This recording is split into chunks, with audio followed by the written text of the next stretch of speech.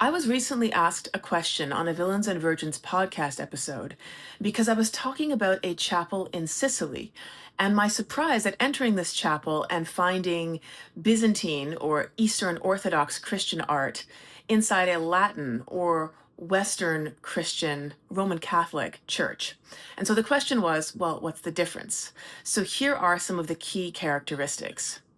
Byzantine art, sometimes called Greek Orthodox art, comes out of a tradition in which the role of religious art is fundamentally different. You'll hear Byzantine artworks called icons, and this is the original meaning of the word icon, which basically means a window into an eternal form. So when you see a representation of the Virgin Mary or of Jesus Christ that is an icon, very frequently it's in a fixed form. It's in one of several poses. You're going to see it maybe represented as a mosaic, so made up of tiny little tesserae or tiles, often gold.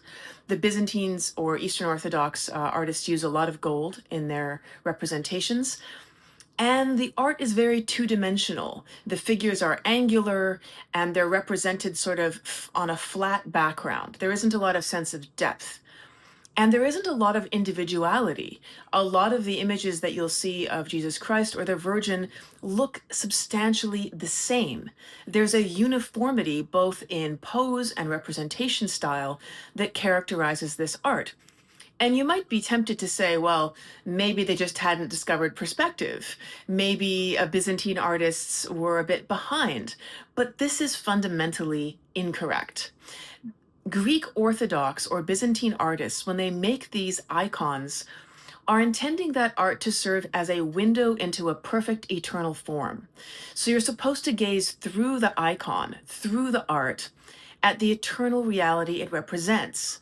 You're not supposed to get wound up looking at things in the background, looking at details of perspective, looking at the little dog in the corner or the color of the Virgin's robe or anything like that. And even the attitude that the artists took toward creating this art was different.